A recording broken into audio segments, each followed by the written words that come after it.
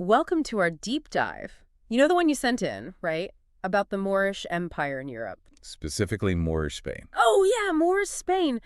This historical text is, like, really fascinating. It is, isn't it? Yeah. We're going to unlock some serious secrets here. Huh? And get this. While Europe was, like, stuck in the Dark Ages, Mm-hmm. Moorish Spain was absolutely flourishing. Thriving, you could say. Totally. They were making groundbreaking discoveries, the economy was booming, their scholarship. Light years ahead of Europe. Exactly. So this document kind of challenges the usual conquest story, doesn't it? It does. There's so much more to it than just battles and taking land. Right. The Moors brought this, like, vibrant culture with them. And that thirst for knowledge. Yeah, that totally left its mark on Europe. Okay, so let's set the scene. Europe's struggling with poverty, disease. Limited learning. The Dark Ages were really living up to their name, huh? The document emphasizes not just the hardship, but a moral and intellectual decline as well. Widespread corruption, suppression of thought. A pretty bleak picture. And then you have Moorish Spain. Ruled by the caliphs. A totally different story. Imagine Muslims, Christians, and Jews all coexisting. It was a remarkable period of tolerance. Not without its complexities, though, right? Of course, the source does mention some tensions, but nothing like the religious persecution in the rest of Europe. There's even this part about Christian priests praying for the caliph in their churches. Wild, huh? It speaks volumes about the kind of peace and stability they had. Exactly. Especially compared to, the chaos in the rest of Europe. Moorish cities were like these bustling centers of, well, everything. Trade, scholarship, art. The document paints a very vivid picture of that. Not your typical image of a conquering force, is it? Not at all. They turn the whole idea of a powerful civilization on its head. Right. So let's dive into these Moorish advancements. This is where it gets really interesting. It does. They were centuries ahead of Europe in so many areas. The document is packed with examples. The breadth of their achievements is truly remarkable. Astronomy, medicine, agriculture, commerce, art. They didn't just have knowledge, they used it. They applied it to improve their society. Exactly. Okay, like those astronomical instruments. The document mentions those. They weren't just stargazing for fun, right? Right. Their understanding of the cosmos was deeply tied to their religious practices. Prayer times, lunar observations, the direction of Mecca, all that required precise calculations. They developed incredibly sophisticated instruments. Astrolabes, massive sextants. Massive. How massive are we talking? Some had a radius of 58 feet. Whoa. Talk about precision, like the medieval world's GPS. You could say that. What about medicine? The source says they were performing surgeries, even dissecting bodies. Europe wouldn't touch that for centuries. Their medical schools were renowned. Really? They practiced surgery, developed advanced treatments, produced influential medical texts that were studied for centuries. Their dedication to scientific inquiry was remarkable. They even practiced dissection and vivisection to understand the human body. That was unheard of in Europe. People were terrified of that stuff. They were. So while Europe was basically shunning science, the Moors were embracing it. To improve their lives and well-being? Totally different approach. And then you have their agriculture. They transformed the landscape of Spain. Their irrigation systems were incredibly advanced. They brought in new crops, new farming techniques.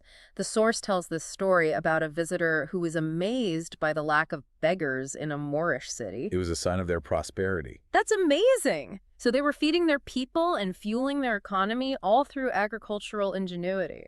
And their trade networks were just as impressive. Yeah, the document says those networks connected them to the whole world. Persia, India, even the Spice Islands. Imagine the exchange of goods and knowledge. A vibrant mix of cultures and ideas. It's like they had a global network centuries before the internet. It's an interesting parallel. And let's not forget their arts and crafts. I mean, everyone knows about the Alhambra. Of course, it's iconic. But the document hints at so much more. This incredible craftsmanship, beautiful objects. From delicate silks to intricately carved ivory, the Moors were masters of their craft. It seems like they excelled at everything. But where did all this knowledge come from? Were they just super geniuses or something? They certainly had brilliant minds, but their success was also rooted in a deep respect for scholarship. A love of learning. Yes, and dedication to preserving knowledge. Their libraries were legendary, containing works from all over the world, both ancient and contemporary. So they were collecting knowledge from everywhere. They translated texts from Greek, Roman, and countless other civilizations. Wow. It sounds like they were the guardians of knowledge at a time when Europe was losing touch with its own intellectual heritage. They played a vital role in preserving that heritage. But there's this heartbreaking detail in the document. About the destruction of many of those libraries. By the Inquisition. Imagine the loss. It's a tragic reminder of how fragile knowledge can be and the devastating impact of intolerance. It makes you wonder, how did those libraries and the knowledge they held influence the later revival of learning in Europe? Was there a connection? Absolutely. The Moors played a crucial role in transmitting ancient knowledge that fueled the Italian Renaissance. Wow, so they helped spark a whole new era of European thought. You could say that. It's a fascinating example of how history is interconnected, how ideas can travel across cultures and shape civilization. It's like the Moors planted the seeds for this intellectual revival, even though they wouldn't see it fully blossom. It's a poignant thought. And the document also points out the role of Jewish scholars in all of this. Yes, they thrived under Moorish rule, making significant contributions to science, medicine, philosophy, literature. Really, in all those fields. They were instrumental in transmitting this knowledge to Europe, a bridge between cultures. Wow, so they made sure that the Moorish intellectual legacy wasn't forgotten. They played a vital role. It wasn't just about conquest for the Moors, was it? It was about fostering a culture of learning and innovation. It's amazing to think about how a civilization from centuries ago could have such a profound impact on us today. Their influence is undeniable, and we've only just begun to explore it. The document hints at even more fascinating connections and influences that we'll delve into as we continue our deep dive. This is truly mind-blowing stuff. I thought I knew a bit about history, but this has completely changed my perspective. What about you? Ready to go deeper into this incredible story? Absolutely. There's much more to uncover. It's amazing how the Moorish influence went way beyond just Spain. Like, we can see their impact all over Europe. The legal system, language, literature. That's what's so cool about this document. It's like, uncovering these hidden connections, things we never realized were connected to the Moors. Exactly. What are some of the most surprising connections you found? Well, take the legal system. The document talks about how in Sicily, Okay. the Norman rulers, after they took over from the Moors, Right. they actually used a lot of Islamic law and administration in their own system. Whoa, really? So even after the Moors were gone, their ideas were still shaping things. Absolutely. It wasn't like a total copy-paste, but the Normans saw that some Moorish legal practices just worked better. They weren't afraid to borrow good ideas. Smart. And the document says their legal system in Sicily was really progressive, right? What kind of things made it stand out? Well, you got to think about Europe at the time. Okay. They were still trying to figure out fair and consistent legal systems. Right. But the Moors, they had a clear legal process, evidence-based judgments, even their punishments, while harsh by today's standards, Yeah, of course. were actually pretty humane for that time. Interesting. Europe just wasn't there yet. It makes you think, what if Europe had been more open to these ideas earlier on? The fascinating question. The document even suggests that the Sicilian system might have influenced later legal developments, like in Spain, France, Germany. It's like this ripple effect. Spreading outwards, changing how people thought about justice and government. Wow. It's pretty incredible. So it wasn't just the beautiful buildings or the farming techniques. The Moors had this deep impact on how societies actually functioned, like the very foundation of law and order. Exactly. And another area is language and literature. Arabic came to Europe with the Moors. Right. And it left a lasting mark on a lot of European languages, especially Spanish. Yeah, that makes sense. I mean, they ruled parts of Spain for centuries, but it goes beyond just words, right? The document mentions something about a connection between Moorish and European literature, like deeper than just language. You're right. Moorish poetry was full of vivid imagery, complex metaphors, Really? a real appreciation for language. And this wasn't just some elite thing. Poetry and storytelling were woven into their whole society. So you're saying this influenced European literature? Think about the troubadours in southern France. Right. Traveling poets, super popular all over Europe. The document says there's a direct link between their style and themes, love, chivalry, satire, and the poetic traditions of Moorish Spain. So these poets, entertaining people across Europe, were actually influenced by Moorish culture? That's wild. The similarities are pretty undeniable. The forms, the themes, even how they use language. It points to this flow of ideas. artistic inspiration crossing borders. It's like these cultural threads connecting different parts of Europe in ways we never realized. But how did these ideas actually travel? The document mention anything about that? It's a great question. It makes you think about those individuals. Right? We always focus on kings and conquerors. Yeah. But what about the poets, the scholars, the everyday people carrying these ideas? Their stories are often hidden, but so important. It's like this underground network of cultural exchange, people passionate about sharing knowledge and art. That's so cool. And Jewish scholars were crucial in this network. The document highlights their role in transmitting Moorish knowledge to Europe, especially after Moorish rule declined. So they were like cultural ambassadors. Absolutely. Bridging the gap between two worlds. Imagine them translating complex texts, Right. sharing their knowledge of math and astronomy, Yeah. introducing new medical techniques. Wow. They kept the flame alive, made sure the intellectual legacy of the Moors didn't just disappear. It's humbling to think about those people. Their names might be lost to history, but they played this vital role. The unsung heroes of cultural exchange. Exactly. It wasn't just about us and them. This was a complex web of interactions. And recognizing that helps us understand our own history in a much richer way. Right. But the document doesn't just focus on the positive stuff, right? It talks about tension and conflict, too. It does. There's a whole other side to this interaction. We talked about that earlier, tolerance in Moorish Spain. Right. But the document hints that things changed over time. What led to those tensions? Well, the Reconquista, the Christian effort to take back Spain, Okay. that was a long and messy process. Centuries of battles, politics, power struggles. So you're saying it wasn't just about religion, there were other things going on? Absolutely. Political rivalries, economic competition, cultural clashes. The document suggests that growing religious intolerance on both sides really fueled the conflict. Sadly, that seems to happen a lot in history. But the source also mentions Christians persecuting Jews and Muslims in areas they won back. So it wasn't just one-sided. It wasn't. Intolerance and persecution happened on both sides. Right. The document describes the Spanish Inquisition. Yeah. Brutal treatment of anyone they considered heretics, Muslims, Jews. A dark period. It's important to remember that religious differences have been used to justify terrible things. The document lays it all out, the atrocities committed. It's scary to think about how fear and intolerance can take over like that. It is a chilling reminder, and especially tragic when you think about that earlier tolerance under Moorish rule. The document really contrasts those periods. It's like watching a light dim. As fear and prejudice take root. Yeah, And it's not just the violence itself, but the loss of knowledge and exchange that came with it. The document talks about the destruction of libraries, the suppression of scholarship, forced conversions. the ultimate expulsion of the Moors from Spain. A devastating loss for everyone. For individuals who suffered, but also for the whole cultural landscape of Europe. It makes you think about the fragility of tolerance and the horrible things that can happen when fanaticism runs wild. It does. It's a somber reminder, but Yeah. also a reminder that we need to keep fighting for tolerance, understanding, and protecting cultural diversity. Those lessons are still important today. Absolutely. Okay, so the document, does it talk about the social dynamics within Moorish Spain? I remember something about the role of women. Was it different from you up at the time? It was. The document contrasts the position of women in Moorish society with their European counterparts. It's a glimpse into a totally different way of thinking about gender. So tell me more, because the source mentions that women, especially those of higher social standing, had a lot of freedom and agency. That was pretty unusual for the time, right? What kind of freedoms are we talking about?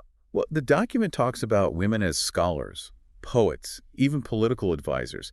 They were active participants in the intellectual and cultural life of Moorish Spain. There's that story about the Princess Walada, right? Yes. This super intelligent, outspoken woman, known for her beauty, her wit, her poetry.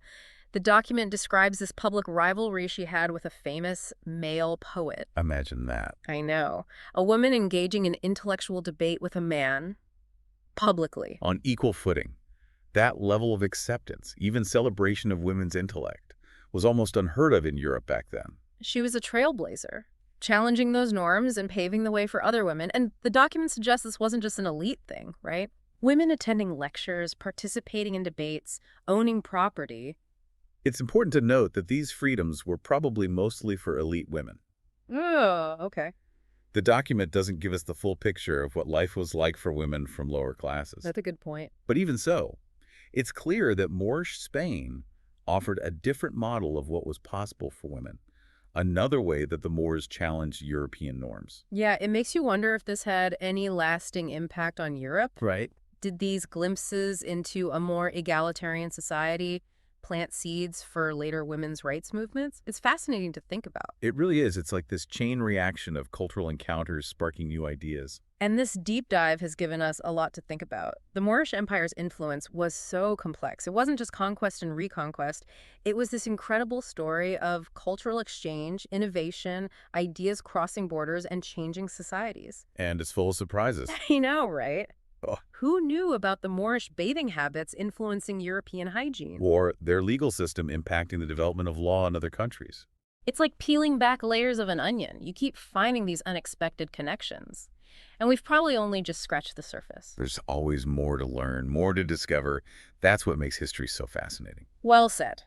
We've explored the intellectual achievements, the legal stuff, the art, the architecture, the agriculture, even the impact on social norms. We've seen how the influence wasn't always positive. Right. Conflict, intolerance, persecution, those left scars too. Yeah. It's a reminder that history is never simple.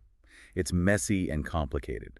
We need to unravel those threads, the good and the bad, to understand it.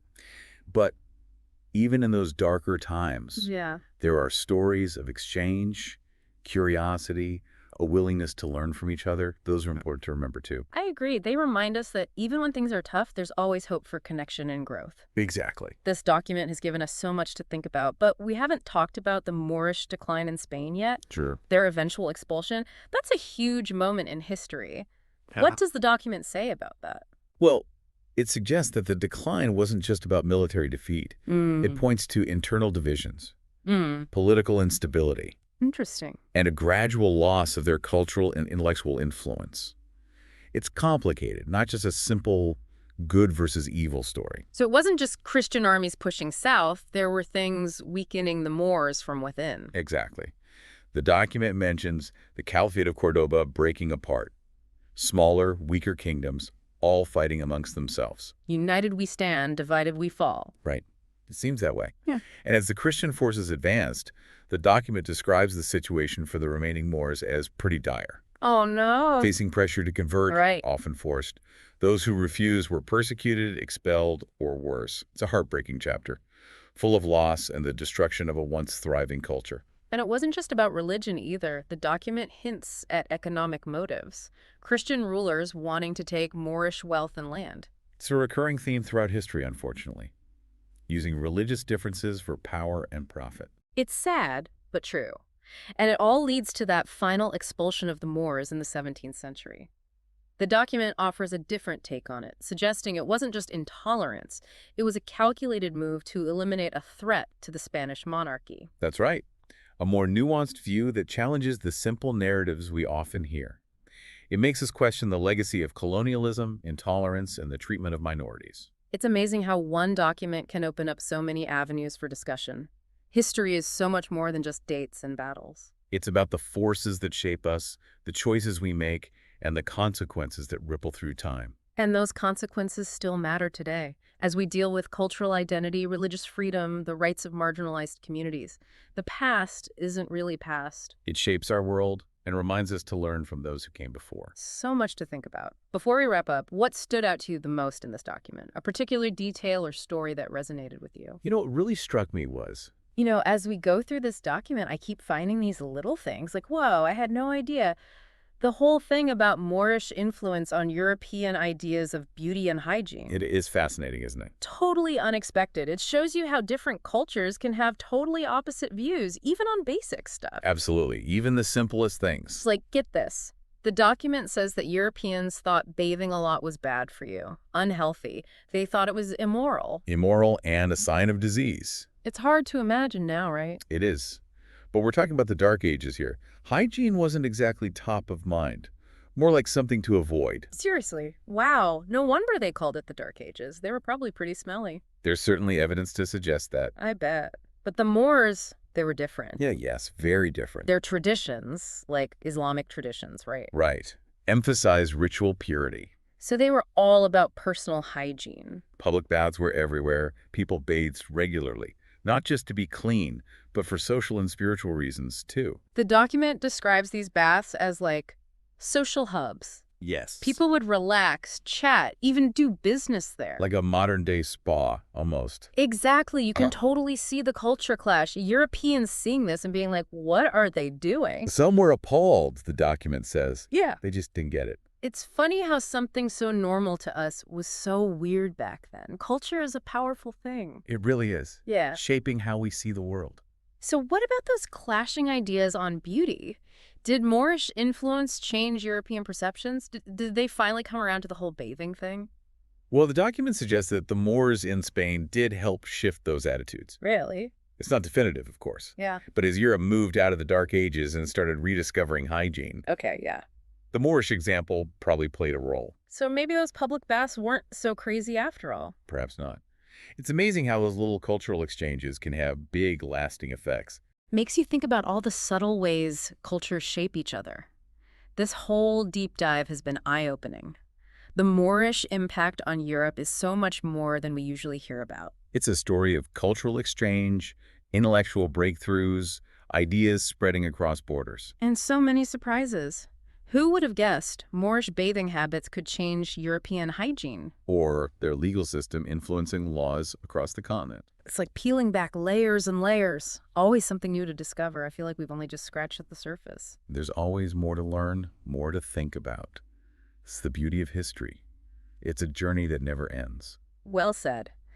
I think it's time to wrap up this deep dive. It's been an amazing journey. Thanks for being here with me. It was my pleasure. And to our listener, we encourage you to keep exploring this topic. There's a whole world of knowledge out there waiting to be discovered. Who knows what amazing connections you'll find. Thanks for taking this deep dive with us. Until next time, keep those brains buzzing.